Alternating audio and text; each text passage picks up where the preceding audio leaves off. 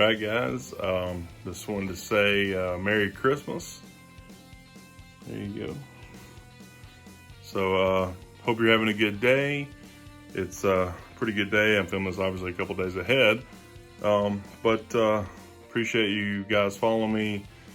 We've gained over 1,000 subscribers, probably over 1,100 or 1,200 actually, in the past year, which is pretty amazing. And I really appreciate each and every one of you for subscribing and following along with me with crazy stuff that we work on, all the things going on, and I really appreciate it. I really do. I want to show you all the cool things that my wife got me for Christmas, and it's pretty cool, old school memorabilia and stuff from Dodge from 93, 90, 92, 93, which is pretty cool. So being that mine's an early car, so I'm going to show you some of this stuff, which is pretty neat. The first thing that we've got is the original flyer. So at past the auto show and going into dealerships, people want to learn more about the Viper and what was going on in 91, 92, and when they were about to release the car. And the flyer that's right here is the one that they ended up giving out at the dealerships, which is really cool. It's got some information on the back of it and just some other stuff about the car. And we've got an original one of those now, which is pretty cool to have with the car. Next thing we've got is the full lineup of all the models they had. So cars and trucks, vans and everything. And this one, there's not much said about the Viper at all, because it's really not the people they were trying to sell to, but it's in there. There's really more about the Dodge Caravan and pickup trucks. So you see some other stuff in the line of the normal stuff that they sold at that time. What's interesting about that is the Daytona, the Dodge Daytona, which looks a lot like a Chrysler Conquest or a Mitsubishi Starline. It's probably the same car, but here they call it the IROC RT, and I've always heard about IROC Z for the IROC Z28 Camaro, and in here it says the Daytona IROC RT will be the first Daytona ever to show its taillights to the hottest Mustangs and Camaros. That was from Car and Driver. So it's kind of funny. And you don't ever hear about those. You always see IROC Zs and whatnot. So that's kind of neat. The next thing we have is the Dodge Performance Catalog. So the other one's full line. This is just the performance cars. And again, the Daytona RT is in there.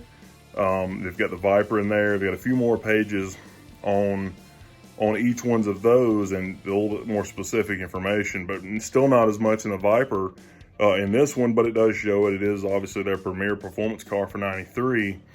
And then the next one that we have is the actual Viper one. Now this is the one they would give out in 92 and in 93.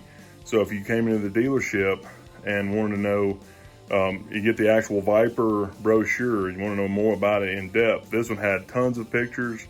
It actually talks about the history of making the Viper and designing it and some of the techniques they use. What's interesting to read is that most of these do show the Viper's horsepower at 400 and the foot-pounds of torque at 450.